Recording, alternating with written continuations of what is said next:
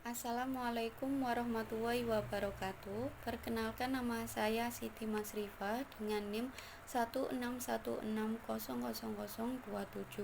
Di sini saya akan mempresentasikan tentang perkembangan akuntansi internasional dan pendekatan terhadap perkembangan akuntansi. Di sini ada faktor-faktor yang mempengaruhi perkembangan akuntansi nasional. Di sini ada 8 faktor yang mempengaruhi. Yang pertama ada sumber pendanaan. Yang dimaksud adalah di negara dengan pasar ekuitas yang kuat, akuntansi memiliki fokus atas seberapa baik manajemen menjalankan perusahaan dan dirancang untuk membantu investor menganalisis arus kas masa depan dan risiko yang terkait. Yang kedua ada sistem hukum. Sistem hukum ini menentukan bagaimana individu dan lembaga berinteraksi. Yang ketiga ada perpajakan. Peraturan pajak secara efektif menentukan standar akuntansi karena perusahaan harus mencatat pendapatan dan beban dalam akun mereka untuk mengeklaimnya dalam keperluan pajak. Yang keempat ada ikatan politik dan ekonomi. Integrasi ekonomi melalui pertumbuhan perdagangan dan arus modal internasional merupakan pendorong kuat akan konvergensi standar akuntansi. Yang kelima ada inflasi. Inflasi ini mengaburkan biaya historis akuntansi melalui penurunan berlebihan terhadap nilai-nilai aset dan beban-beban yang terkait. Yang kelima ada tingkat perkembangan ekonomi. Faktor ini mempengaruhi jenis transaksi usaha yang dilakukan dalam suatu perekonomian dan menentukan manakah yang paling utama. Yang ketujuh ada tingkat pendidikan. Standar dan praktik akuntansi sangat rumit akan menjadi tidak berguna jika disalahartikan dan disalahgunakan. Pendidikan akuntansi yang profesional sulit dicapai jika taraf pendidikan di suatu negara secara umum juga rendah. Yang terakhir ada budaya. Di sini budaya berarti nilai-nilai perilaku dan dibagi oleh suatu masyarakat. Variabel budaya mendasari peraturan kelembagaan di suatu negara.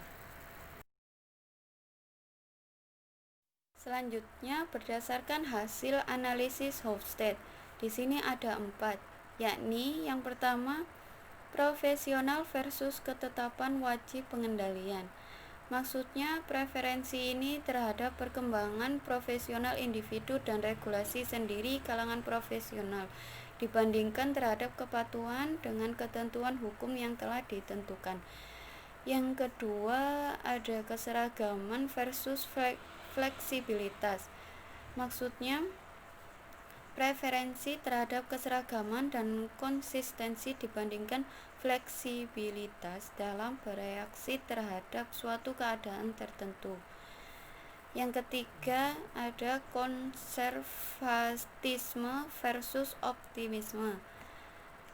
Yang dimaksud preferensi dalam memilih pendekatan yang lebih bijak untuk mengukur dan mengatasi segala ketidakpastian di masa depan daripada memilih pendekatan yang sekedar optimis namun banyak resiko.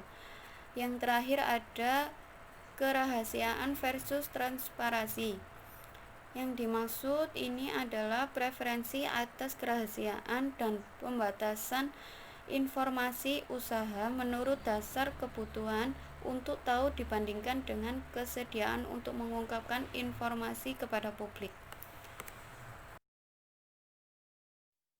Selanjutnya, pendekatan terhadap perkembangan akuntansi. Di sini klarifikasi awal yang dilakukan adalah yang diusulkan oleh Moeller pertengahan tahun 1960-an. Ia mendefinisikan 4 pendekatan terhadap perkembangan akuntansi di negara-negara barat dengan sistem ekonomi berorientasi pasar. Yang pertama, berdasarkan pendekatan makroekonomi, praktik akuntansi didapatkan dari dan dirancang untuk meningkatkan tujuan makroekonomi nasional.